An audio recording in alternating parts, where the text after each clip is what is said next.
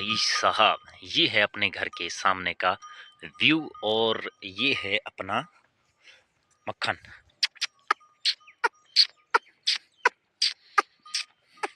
बस हस ज्यादा मोहब्बत करो तो फिर ये मारने लगता है। ए ए मक्खन मक्खन। हाँ जी। भाई जब मार्केट पेलने पे आता है ना तो फिर वो नहीं देखता कि who the hell are you. फोरेज का गैप था, कल मैं ये दिखा रहा था यूरो का टाइम पेयर है, देख सकते हो आप। And euro time frame 15 minute. अच्छा, फोरेज का गैप मैंने आपको पहले भी दिखाया हुआ था शायद, कि यहाँ से मार्केट ने आप वर्ड का 1 एज का गैप दिया न्यूयॉर्क सेशन में, तो मैं यहाँ पे ट्रेड लूँगा। तो यहाँ पे उसने 1 एज का गैप बनाया, मैं एक बार एंट्री की, ठीक है, और मेरे ख्याल से 1 मिनट में की थी, तो ऐसा। दूसरी बार एक और गैप जो नीचे वाला था, मैंने कहा शायद यहाँ से नीचे वाला जो है आर एफ से नीचे, तो यहाँ से शायद ये उठ जाए, तो यहाँ पे भी एसल। और ये बात मूसा भाई मुझे बता रहे थे आपके, मार्केट 1 मिनट में एमएमएस करे तब आपने बैठना है।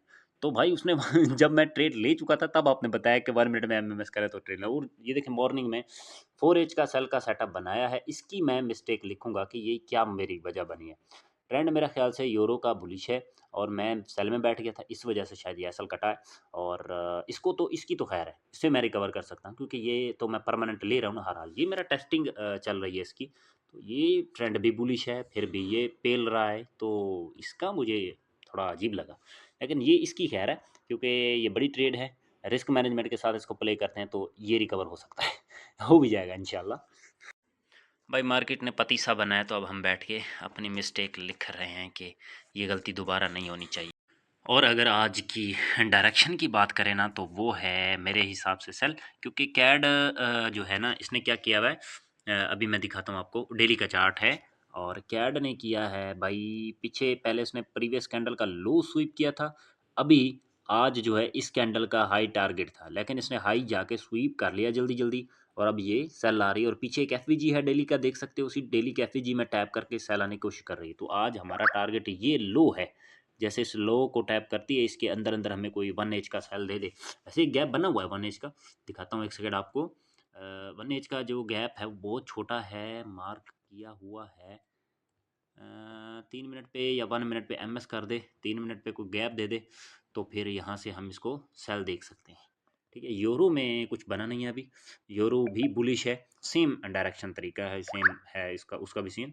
तो देखते हैं फिर क्या करती है अभी। जब कभी आपके साथ ऐसा हो ना कि एसल हिट करके फिर से आपकी डायरेक्शन में मार्केट आए ना, तो गंदी गंदी गालियां आप ना दें, तो क्योंकि आप वैसा करने से ट्रेडर नहीं बनेंगे, क्योंकि हम तो दे देते हैं ना, इसलिए तो नहीं बन पा रहे।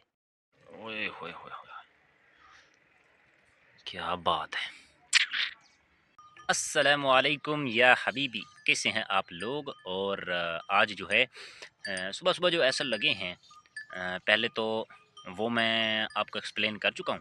उसके अलावा अभी मेरा कैड के अंदर 4 एज का सेटअप बन रहा है, उसकी जो है ट्रेड एक्सप्लेन वो मैं आपको करता हूँ अगर मैं लेता हूँ। बाय द वे मैं आपको सेटअप दिखाता हूँ, ठीक है।